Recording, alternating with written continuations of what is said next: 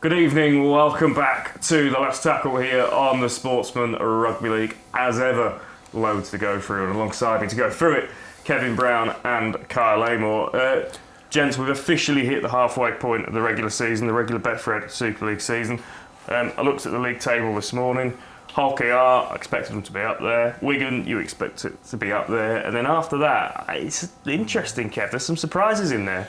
Yeah, there is. Everyone thinks Saints are having a real bad one. I think they're sat in fifth. They're not too far. My surprise would be Warrington and Catalans. They're the two teams before a ball got kicked this season that I looked at the squads, I looked at the staff, and I thought they'd be right at the top. They're almost at risk of the season being over, one or two more losses. So that's a surprise for me. Wakefield, fantastic. Leigh, but I don't think that's a surprise now with Leigh. I think they're consistently built, and they have earned the right for me to be a playoff contender regularly now. I say there's some surprises in there, Carl. It's still very condensed, isn't it? A couple of wins there changes the story a lot. But I think, as Kev's just touched on, there will be a few teams at the lower end of that bracket that are just maybe getting a little bit jumpy halfway through. Yeah, for sure. Look, usually in years gone by, 30 points is usually the marker where you'll get a top six finish. So for some of those clubs now, you're right, there's 13 games left. St Helens, for example, sat on 16 points. I make it they've probably got to win 7 out of them 13 games to make sure that they're in there. But that's what we want, though, isn't it? We don't want to see clear pitches. Look, I think it's pretty obvious we've got a top two at the moment. I think everybody else is just jostling for position. So we're halfway through the year, and that's what's going to give us the rest of the exciting part to the second half of the season. I do think there's going to be a bit of a flip, though, because I think Huddersfield are much better now. Warrington and Catalans, you would say, can beat most other teams. And Hull, there's a bit of a decline, a worrying decline for Hull. Well, we'll touch on Catalans in a bit, but, I mean, it's a fairly spectacular free fall that they seem to be in at the moment. Hull FC is an interesting one because they started off really well, didn't they? They've dropped away. Warrington, it's such an interesting time for them in terms of that kind of post-cup final part of the season. I think they put a lot of eggs into that basket a couple of weeks ago. It didn't quite work out for them, and now they've got to work out how to save that season. Leeds. I expected improvement. I wasn't expecting them to be kind of the third horse in this race. No, and they've quietly gone about it, haven't they? Nobody's mentioned them at all or anything. They've just, they've had some quality performers in there. Jake Connor looks like he's back to his best. And Brad Arthur's shown again improvement in that lead side. So, they'll just be, they'll be happy with all the noise around Hull KR, Wigan, and everybody else. And for them, it's just about chalking wins off right up until they come the playoffs. Well, a bit of a surprise in the last round of games. Castleford getting up for a win over Hull FC, their fourth win of the season. I'm just starting to feel, look, I'm not saying that they're going to go on some golden run to the grand final, but there's just a feeling, Carl, that Danny Maguire might just be getting the wheels to turn a little bit at that place. Well, look, he got a great win, didn't he, at Hull, and that can't be undersold. That's not an easy place to go and win. But again, I think maybe the wheel's starting to turn for Castle. The week before they had a 10-point difference, 34-24 against Warrington, and they were decent value in that game. But their wins over the last 6 weeks have came against Huddersfield and Salford. So I'm not too sure how much we're reading into. Look, it's a great win that they had last week, but in terms of wheels turning, I think there's ask me in a couple of weeks' time. I think getting Chris Chester's in a big one. Tom and Moan go in there, I think recruitment, the extra players coming in, they do look a much more difficult team to beat, but I'm with Kyle. Jury's still out there if they are. But you'd say that they only beat Salford and Huddersfield. There's an argument they don't get that win against Hull FC if they don't win those games. You know what I mean? In terms of the foundation that it feels like they've used those games to kind of build a little bit of a foundation. Yeah, look, there has been improvement. If that's it's just maybe how you asked me the question. The wheel starting to turn. There's been an improvement for the reasons that Kev mentioned. The recruitment they had in the backroom staff, the recruitment they've been able to bring, some of the noises that they're making about who they're looking to bring in still. But yeah, they've like I said, they've asked me in a couple of weeks' time, and we'll get a real picture of where they're at. Hull FC, the picture of where they're at seems to be ever changing, Kev, because they started off really well. I think a lot of people couldn't have done much worse than last season. I think a lot of people thought they'd turned a corner. They have. It isn't quite the steam train that it looked like it was maybe 6-7 weeks ago. No, and potentially because of a couple of injuries. I think Hull FC have jumped into the market potentially emergency recruitment. I thought they had to do that. Will Price has got injured, Cartwright's got injured. They're really big players for that club. The fact that they lose the players and they're not as good, it's quite simple. They aren't the full package just yet. I think what Richie Myler has done and Andrew Thurkel going in there, getting the coach, getting the players, but they haven't got the squad if they lose 2, 3, 4 players to consistently compete against the top sides, in my opinion, at this moment. But it's about perspective for Hull FC at the moment. You cast your mind back to this time last year and we were talking about them. We were talking about them at rock bottom. So anything has been an improvement really at that club. And I think, you only got to go back to Good Friday. It was Hull KR, Hull FC for who's going to come out on top of the league, at that point. And off the field too, they've improved. Yeah. But again, from where they were last year to where they are this year, yes, they've hit a bump in the road and they'll excel again and they'll hit another bump in the road before the season's out. But I think if you speak to any black and white fan this season, they're delighted with what they've saw so far.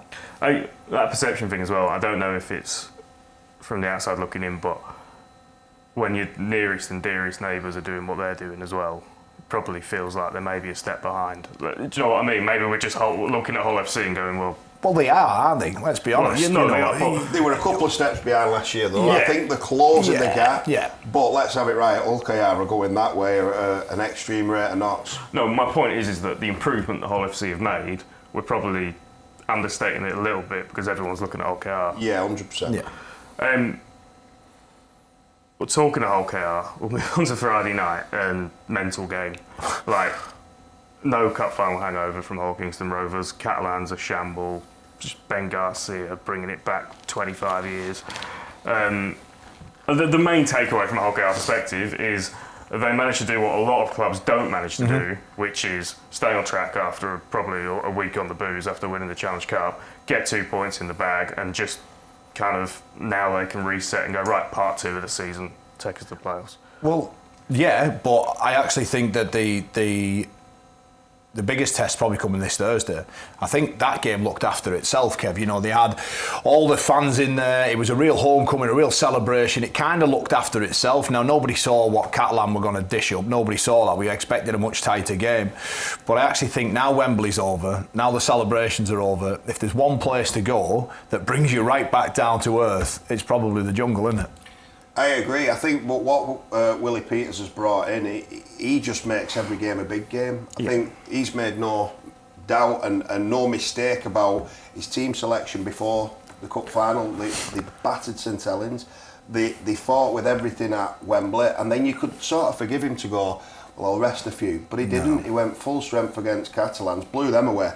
I don't expect a hiccup or a bump in the road against Castleford. I expect professionalism and absolute relentlessness from them because I've not seen any other way since Willie Peters has been in charge. And just on that as well, we are halfway through the season. They've got a Challenge Cup final in the bag. They've only lost one game. I can't recall a team in recent times that's done that, that's only lost one game so far this season. And that probably just shows you the attitude and the professionalism of Willie Peters, like what Kev said in terms of the recruitment. Every game's a big game, but I think I'm not quite sure that it's going to go the full way Kev thinks it's going to go. I think it'll be a challenge for them this Thursday. Just a word on Catalans and that Ben Garcia incident. Not condoning it, but and I'm not the only person who's made this point.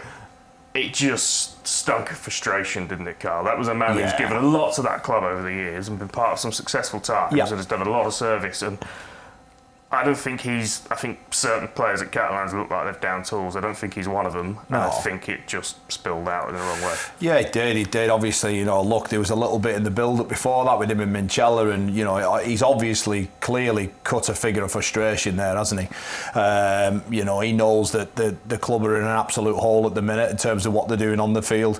I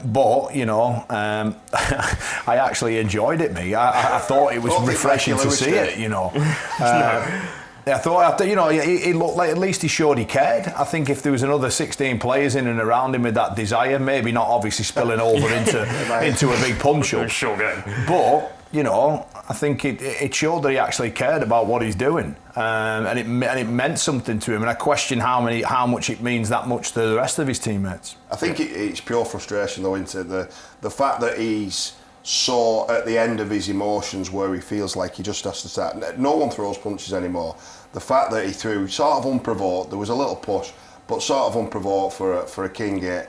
And then Mikey Lewis comes in, he gets caught. I don't even think that was the intended target, but yeah, it's just a little warning to all halfbacks running in. People do still throw punches. On to Huddersfield, taking the show on the road to Dewsbury. I actually thought, I know it raised some eyebrows when that game got announced as being moved to Dewsbury because of Stereophonics car, but I actually thought on TV at least it looked quite good. Well, I was there calling the game and it certainly felt good as well, and you know, with 5,000 capacity it was, and you know, it just felt like a real atmosphere. It felt like a cauldron. Matty Peet spoke about the challenges of bringing his team to that stadium. Huddersfield had the luxury of training on there all week. You know, how much that helped and benefited them I don't know, but it really did feel like, it felt like that should be where Huddersfield should be at in terms of a smaller stadium. I know there's been a lot of noise with Ken Davey and Luke Robinson, who are looking at ways to try and find a new home, if you like, but it certainly worked. You know, those fans got on top when they needed to get on top, and it inspired Huddersfield. And another game, Huddersfield obviously quite a long list of defeats this season, probably 3 or 4 of them where the margin's been 6 points or less. They'll probably look back and go, there's individual moments in individual games that have maybe cost them 4 points in the ladder. Yeah, I mean, look, Kev, you know Robbo better than anybody, and just how would he be taking that? Because that was one of those where it was completely snatched away. Huddersfield did so well. Wigan were there for the taking. There was a few signs through the game where they were off, but they just got the pocket pinched at the end, and it must have been a killer. Yeah, there's two sides to it. Wigan find a way, don't they? Yeah. Wigan find a way. If you are playing against any team, you don't want to be playing against Wigan with 30 seconds to go, because they do believe they have this built-in inner trust that they will get you at some stage. Luke Robinson, I feel, is doing a great job. I honestly do. We talk about injuries. He's had the worst injury crisis of everyone. He is slowly turning that team around. Confidence is a huge, huge thing. Once he gets it back, I think they will catch a few teams. It's just unfortunate they couldn't get it done against the champions. Sounds like a few recruits coming in at Huddersfield as well. The thing that maybe left a little bit, scares me a little bit about Wigan as well, is that when they were in the trenches, so to speak, in that game, when you look at the players that dug them out, we talk about some of their big name players, Frenchfield, Farrell, list goes on. It was kids that have come through the academy the last 2 years that put their hands up at the big game and went and won it for them. And we speak about Wigan as a club and what they've done over the last couple of years, but the just seem to produce players of a mindset that walk into the team as champions, not in an arrogant way, but just they've kind of come through that DNA. Yeah, and Wigan have gone back to, if you play for that club, you're very close to being an international now, and Jack Farriman, for me, is one of the best players not consistently playing in Super League. The fact that he's waiting behind the incumbent number 7 for England and Bevan French, who in my opinion is the most devastating import player that we've ever had in the competition, is testament to what Wigan have got in front of him. But the fact that they can have him to their exposable when they need a player to come in and doesn't just play the game, but he actually competes and complements everything about the team, and he's one of the star performers. Every time he's come in, he's really played and performed well. And he will at some stage take over, I'm sure, but it's great that he's getting drip fed into it and then taken out and allowing him to play around with all these great players too. On to Saturday, Leeds continued their strong run form. A Warrington team that looked low on gas after that cup final, but we touched on it a little bit earlier, Kev. Leeds, we've got to start talking about them now. They're in the race, they're contenders. Well, they are, and like Kyle mentioned before, they've sneaked under a radar a little bit. I think there's probably a couple of difficult places to go, Hull KR being one, but I think there's no harder place, secondly, to go than Headingley at the moment. The fact that they have so many fans turn up, the fact that they're so... They really value defence now, don't they? Under Brad Arthur, it's not an attacking mentality, it is effort, defence first, but we know what type of quality they've got, and I think Jake Connor's found a place where he's valued. He complements Ash Hanley and Jared O'Connor and all these other players, but he's performing better than I've ever seen him, better than when he played at Huddersfield, better than his last couple of years at Hull FC, Brad Arthur's found a player there that just ticks all the boxes, and he is ripping teams apart at the moment. Well, he's 5 points clear, Carl, of the Man of Steel standings. So a lot of people kind of suggestions that it was maybe less chance saloon for Jake going to Leeds in terms of a player that we've always known has the ability and the potential to be very, very special. But he's outperforming expectations in terms of this season, I think, at Leeds. Yeah, I mean, look, sometimes it just certain players operate under certain cultures and their methodology or how they manage people, and it's obvious that Brad Arthur's got everything that he needs out of Jake Connor. I mean, he has been sensational. We all know what he can do, and I used to sort of get a bit frustrated watching him because you got this really talented player who sometimes could just he'd just completely lose the plot, wouldn't he, in games, and sometimes it came across as a little bit selfish, but he's got a coach now that's able to sort of keep a lid on everything that he does and just gets him to play rugby. Added to the fact of what Kev said, this Leeds Rhinos team last season, they conceded the most metres. They've completely flipped that on their head now. They are a much better defensive team, and that's why they're heading north in the table. Coaches, players, everybody who's been there and done it will tell you it's defence that wins your games. Look at the grand final last year, 9-2, one try in it. It is defence that brings your titles home, and for Brad Arthur, if he can keep improving that and get a little bit more out of his players come the business end, they're a threat. And I thought just last year that game, Cameron Smith, I thought he was very, very good for Leeds. Yeah, Cameron Smith, and actually coming off the bench now because Callum Watkins, a man who played, I think his 400th career game. Just signed an extension as well. Yeah, extension, sensational form, playing loose forward. So Cameron Smith coming on, he's under a bit of pressure to perform as co-captain. But that's what good players do to each other, don't they? They inspire each other to get the best, and that's what at Leeds at the moment, they're all bringing the best out of each other. Just a word on Warrington, Carl. Very difficult to back up after a cup final, win or lose. Yeah.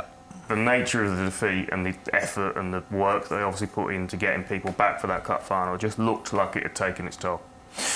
Yeah, obviously you're right to mention some of the injuries, but look, a lot of clubs have injuries as well, and the form of Warrington wasn't exactly great heading into the Challenge Cup final. Credit to them for getting there again. That's not easily done, but they now have to somehow flip the switch and get after what is left of this season. Otherwise, it's been a complete failure for Sam Burgess, it has to be said. Unless he gets into that playoffs and challenges in there, it's been a failure. Moving on, when we get to September and we start looking at that playoff six, I don't think there's going to be a huge amount of points between the clubs involved, between 6th, potentially 7th and below. Wakefield Lee has that Lee win as a sensible result that we might just look back on in a few months' time and go, oof, that was big. It was big, and it was demoralising for Wakefield, really. The manner that they got beat, they had the game, and the try by Joe Offengawi under the post, he'll be disappointed. They're a better defensive side than that Darryl Powell's team, and like you say, it's huge in context. They would have jumped up a couple of places. I think they'd have been in 7th now maybe, but that gap that Lee have got on top of Wakefield and the rest of the chasing group now, points difference is going to be key as well, because there are a few sides defensively conceding a lot of points, and even if they do go on that run now, they probably have to get an extra win on the back of having so many negative points against them. From a Lee perspective, we spoke about at the beginning of the show, we said it's not a surprise anymore that they're in the playoffs. I'm sure we've had this conversation so many times. I can't understate the job that Adrian Lamb's done at that place. Massive. Ever since they got brought back into Super League, I think they've consistently been in that top 4, haven't they? But one of the main reasons that is because me and Kevin were only speaking about it last night. Lachlan Lamb, 21 try assists. He is right up there again this season. What a player he is! He is so key to Lee and everything they do well. And sprinkle into the what Edwin Apape does and the rest of that forward pack. They are they're right up there, and they'll be fancying themselves again come the end of this back half of the season. Should just say on that game as well, an emotional one from a Wakefield perspective. Darryl obviously going through some tough times with his grandson and family. All of our thoughts go out to Darryl and his family. He's another one. Obviously a disappointing result, but the DNA of what he's trying to do at Wakefield, Kev, is very clearly there. Yeah, and he spoke before the game how much he feels connected to that group. Clark, his grandson, came out with his daughter, and you know, it was a real touching moment. It's just a shame that they couldn't hold on for a real celebration, but the Lee Leopards were fantastic. But I think Darryl, in his first year in Super League with Wakefield, is doing a tremendous job, and I think they are going to get better and better at the back end of this season. Just rounding off the weekend, I think we all knew St Helens were going to get the job done against Salford for obvious reasons. I suppose from a Saints perspective, Kyle, one of the real positives, Kyle Felt back in the side, back amongst the tries, and that'll do him the world of good in terms of confidence and fitness for bigger challenges to come. Yeah, 4 tries to his name, so he'll be delighted with that. Again, perspective, isn't it? You know, Salford come into every contest now, week on week, still trying. I suppose the positive for Salford is, you know, the reverse fixture of this was 82-0. So even though that group are still continually getting beat by heavy scorelines, the performances are sort of, they are a little bit less and less. You know, I think they conceded a similar number against Wigan as well. And but for St Helens, you know, look, it's always nice to roll into another week after you've scored a load of tries, regardless of who you play against. But you know, Paul Wellens will be, he'll know what the task lies ahead this Friday night against Leeds Rhinos. He's completely different. Just very quickly on Salford, Kev, whatever comes out of this situation, this ongoing situation, whatever the story is at the end of the season, from a Salford perspective, there are some young players that have been exposed to Super League that they probably wouldn't have got if this situation wasn't going on, who, whether it's at Salford or somewhere else, might feel the benefit of that in their careers years down the line. Absolutely, and Sam Hill scored the try, didn't he? Fantastic try too. And you're absolutely right, there's lads been exposed and rise to the occasion. I think Kai Morgan's another player who has really stood up this year. It's just really difficult for them to mentally keep putting so much effort in and not be rewarded with results. A lot of the time you get rewarded when you put the effort in. Salford are clearly still putting all that effort in. There's some senior players there, Ryan Brierley, Chris Hill, still trying to lead that side, Joe Shorrocks, but unfortunately there's just not enough quality.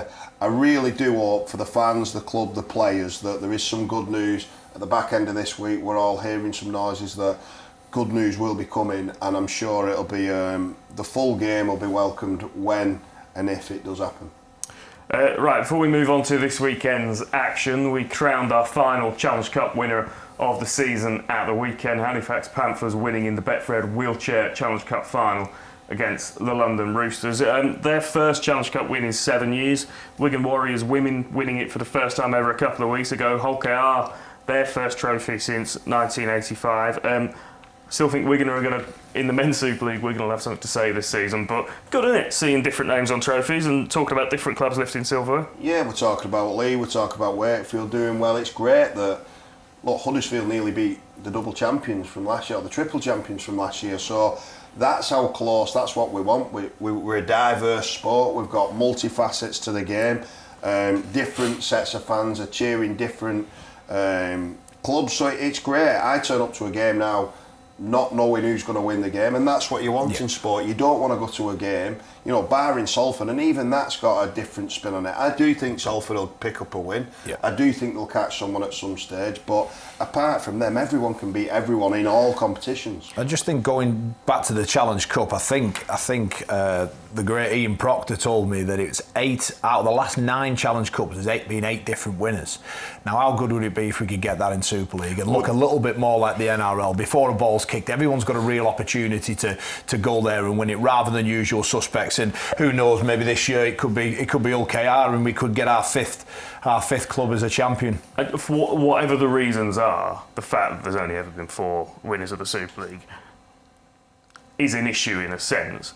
It does feel, I was thinking about this earlier, the last time that I felt this confident that someone outside of that 4 or 3, as it is obviously with Bradford being in the Championship now, would win it, probably 2017 when Cass had that remarkable season. I know the wheels fell off at the wrong time for them, but Hull KR feel like kind of the bright hope of being number 5, don't they? They've not felt like a natural successor. They do, but something tells me that Wigan will be bubbling and boiling away at them. The fact that, you know, everybody is celebrating, you know, Hull KR, it's refreshing, it's somebody else on top, it's different players rather than the usual suspects. But you know, I wouldn't like to call that game when those two meet. I think they meet again in August, 15th of August, which, you know, put a ring in the calendar for that one for sure. But when they meet again, which I fully believe they will in a grand final, I wouldn't edge me money too far on Wigan either. It's funny as well, isn't it? I don't feel like we've spoken about Wigan that much this season. No, but they are. It feels weird that they're going under the radar, but in a sense aren't they? They're class. You kind of expect it. You know, when you've got Jay Field, Bevan French, you've got a chance in any single game. Throw into that Nsemba, Harry Smith's kicking.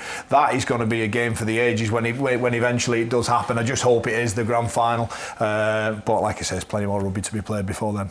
Right, let's look at some of that rugby to be played this weekend. And we've touched on this game. Carl, you've obviously got a theory on this one. Castleford Hull KR.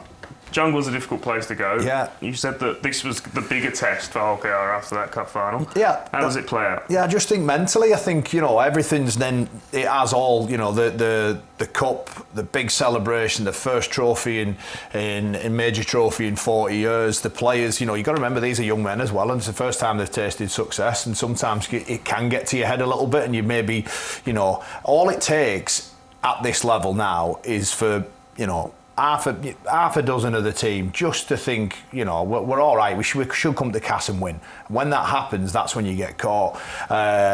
You know, I think OKR will win, but I don't think it'll be by some distance. He's changed there because you said Cass before.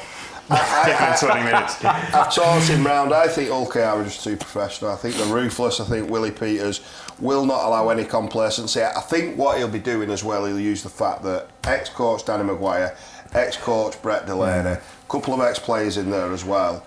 I don't think he'll allow any complacency to come into the minds. Even if it's the back of the mind, I think he'll try and do exactly what he's done for the rest of the season and blow Cass away in the first 20 minutes. I'm not sure Cass have got the firepower to live with Hull KR even in fourth gear. St Helens, Leeds Rhinos. I really like this game, Kev, because Leeds come into this in fantastic form. We've spoken about that, and I make them favourites. I would expect them to go to Saints and get the job done. You spoke about people saying Saints having an off year, but they're in there in fifth. They're in the conversation. If St Helens beat Leeds this weekend, what a statement that is, and does that not just blow the whole picture wide open? Well, it absolutely does, especially with the players that Saints are actually missing at the moment. I think George Whitby, may be missing at the weekend with HIA as well. So there is going to be a different looking team for Saints, but I don't think that'll be a bad thing. They've not actually hit the straps attacking wise yet. I think if you can get Tristan Saylor and Johnny Lomax on the ball, Darryl Clark running from 9, they've got a big chance. What I would say is they're going to have to be pretty good because Leeds Rhinos are coming there, like you say, I think the last 5 or 6 games on the bounce now, and they're really heating up. This is a game, you know, Saints Leeds is always a big game, isn't it? Whatever season it is or whatever point of the season, but this is massive. I think for Paul Wellens, he needs to win this game to get the fans off his back and get his team going like that. Carl, we did St Helens versus Leeds. We did. I was just going to reference it. Barring a kind of 10-minute spell in that game, it was pretty toe for toe, wasn't it? It was a 10-minute spell, and I think they went 3 quick tries and killed the game. Now, I think obviously Brad Harper will reference that. Look, this was this was way back in round 4. You know, we've improved, we've evolved as a group, we've got better as a group. And you could almost look at Saints and say the other, couldn't you? You know, they've struggled for consistency, if you like, and I think Leeds Rhinos win this game. I do, and I think they win it. You know, I think they win it by 12 points. I just think that Leeds, the momentum they've got behind them, the troubles that Saints have had injury wise, and you know, it'll be a great game. But I think Leeds Rhinos will be too strong for them. Wakefield. Wigan. Yeah, the Wigan come into this game almost a sense of, well, we got away with one a little bit last time out. Just make sure that doesn't happen again. I think Matty Peet would have given it his side. You know, as much as he'd have been proud with the character, I don't think he would have expected to win the game in the last moment. So Wakefield are a tough team on their own patch. Wigan have been there a number of times over the last few years and been turned over as well. So yeah, Wigan Warriors, like we all keep saying, they're a fantastic side. but they do need to start getting some consistency of performances in if they are going to challenge the juggernauts and stay in contention as well, because they want to win the league, don't they? Yeah. If they lose another game, I think that league title may be gone. Well, there's an interesting dynamic with Wigan, I think, developing that, like, obviously staying in touch with Hull KR at the top, but also finishing in the top two has so many advantages as well now. So they kind of got to fight the battle on both sides, haven't they, Carl? Yeah, look, yeah, no, you're right. Your top two finish is, I think if Wigan were to fall out of the top two, there'd be one or two people who'd be scratching their head at that one, because they are the quality, aren't they? They're right up there with Hull KR. I just thought in that game against Huddersfield, there was just a few. I think it's one of those. I think it's just one of those where that group have just had a bit of an off day and they've got away with it. Now, it's not a bad thing, but I agree, Matty Peet won't want that happening again. If that happens again, Wakefield will do them. I think it's three times, the last three visits that Wigan have came to Wakefield, they've been beaten. So the message is already all there. They need a better performance, and they're coming to a place where they've not had much joy in recent years. So I expect Wigan to be back to their very best. Prediction? I think we can win the game. I think they are back to the best, and I completely agree. Sometimes the week off doesn't actually do you good that week, but I think they'll get the benefit this weekend and potentially win this game by 20 points. On to Saturday, two teams in dire need of a win, Warrington versus Huddersfield. This, for me, could be one of the best games of the weekend season, two desperate teams, or it could be shocking. I don't know which way it goes. It's one of them, isn't it? You just think, like... Toss a coin, isn't it? Because it feels like there's so much... I mean, the pressure's more on Warrington than it is Huddersfield, but both teams desperately need points, and it'll either bring out the best or the worst, that different kind of pressure. Yeah, I tell you what, if Huddersfield get the win, it won't be a nice environment at Halliwell Jones Stadium, would it? Come full time. Huddersfield improving. Warrington, well, I wouldn't call it free fall, but not by any stretch, because they've just been in the Challenge Cup final. Maybe the emotion of the final took it out of them in that performance, looking a little bit leggy in that game against Leeds. Hopefully Sam Burgess can rile them up and they can come out of this game, come into this game all guns blazing. A difficult one to call, Lewis. I really can't call who or how that game's going to go. Consistency-wise, they're struggling, aren't they, at the moment, with personnel, with injuries. I think the fact that they were so reliant on Matt Duffy to create opportunities to score points, without him, it seems like they've took a real step back confidence-wise. They've not won a game for a while now. So confidence-wise, I think Huddersfield are getting closer and closer. They're putting performances together. I don't see Huddersfield as favourites in this, but I think it's going to be a really, really tough day for Warrington if they do get the win. You mentioned, is it going to be a good game, is it not? I think what we can guarantee is everyone should watch it, because there's going to be some drama. Yeah. It's either going to be a great game or it's going to be a disaster, but it's going to be one that you want to watch. I think it's a massive afternoon for a lot of Warrington's experienced senior players. Someone's going to have to put their hand up here and take control of it. Like you say, they're not in free fall. It's a hugely important part of the season in terms of keeping in touch with. They're not in free fall, but if they lose this game, would you say they are? Do you know what I mean? It's almost impossible to get into the six if they lose this game. That's what I meant. That's the significance of this game is massive. Yeah, completely. And this period of the season post-cup final, probably this next 4 weeks, from a Warrington perspective, it's huge. It might not even define. This could be career defining. Feels a bit heavy, but for certain people in that group, for Sam Burgess' tenure as head coach, it's a massive month. I think a lot of the criticism, we had this conversation off air, I think a lot of the criticism aimed at Sam's been quite harsh, but this is a huge weak month in terms of this season, and therefore how Warrington are viewed longer term. It may be harsh, but the reality is fans, all stakeholders within Warrington Wolves expect them to be in a certain position in the ladder. And if they don't win this game and then they have another couple of bad results, well, I question how far has the improvement gone from when Darryl Powell was there to where it is now. However, if they go on and have a brilliant second half of the season, well, we all look a bit foolish for even mentioning that. But there's definitely a challenge there, and time is now starting to run away, dare I say. There's two ways they can go now, isn't there? They're very similar to how the Lee Leopards went last year, and almost it's playoffs from now. You need to keep winning, and get good form. Or if it continues, they're going to miss out on the playoffs. They're going to be another season without trophies. But if they do miss out on the trophies, regardless of what our opinion is, that'll be a failure for Sam in his own mind. He will not expect not to make the playoffs. That would not be good enough for Sam or the team or the fans. It's an interesting time, isn't it? It's also an interesting time at Catalans. Back at home this weekend, which is a bonus, I think. Sometimes playing in front of your own fans maybe isn't the best place to be in these situations because of the microscope and the pressure that comes with it. In desperate need of a performance and a result. I'm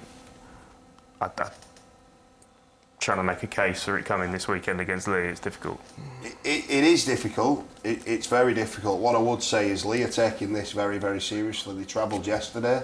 So they're not just going to go in and be underdone. They showed last week that they've got character of performance, they've got class with Lachlan Lamb. I would say if Catalans can get back to anywhere near the best, I think the fans will react there. I think the Catalonian spirit will come out. I've played there and it's really difficult once that does happen. There's never been a more important time to start a game well, in my opinion, than this weekend for Catalans. Joel Tompkins needs to do whatever he can to get this emotional change, because we all know they've got good players, but for whatever reason at the minute, frustration and disappointment has been the theme so far. Last game of the weekend, Salford Devils versus Hull. Now, Kev, you said earlier in the show that you think Salford will get a win this season. Carl nodded along in agreement. I'm going to say this, and you're probably both going to shoot me down. Salford got a couple of extra bodies in. There's been a little bit of improvement in terms of the margins. Hull FC maybe just showing a few signs of fragility. Is this it? I agree. I don't think you're far off. My worry will be Hull FC probably are talking about this as well. I remember when Luke Robinson took his side there at the start of the year and they were calling it a banana skin. When you start discussing that, that's when you start to slip on it. I think Hull will recognise that this isn't going to be as easy as maybe, but I do think Salford are due a win. Yeah, I can't see it. I can't see Hull FC losing to Castleford and then losing again to another team that's below them. I just can't see. I don't think that John Cartwright he'll be into his players about. They'll felt last week that they let themselves down. That's no disrespect to Cass. Cass had to do what they had to do and they got the win, and were good value for it. But I just don't see him. I don't see him doing it again. I don't. As much as the Salford Red Devil fan in you, Lewis, would like to see it, I don't see it happening this week. I think I'm with Kev on that.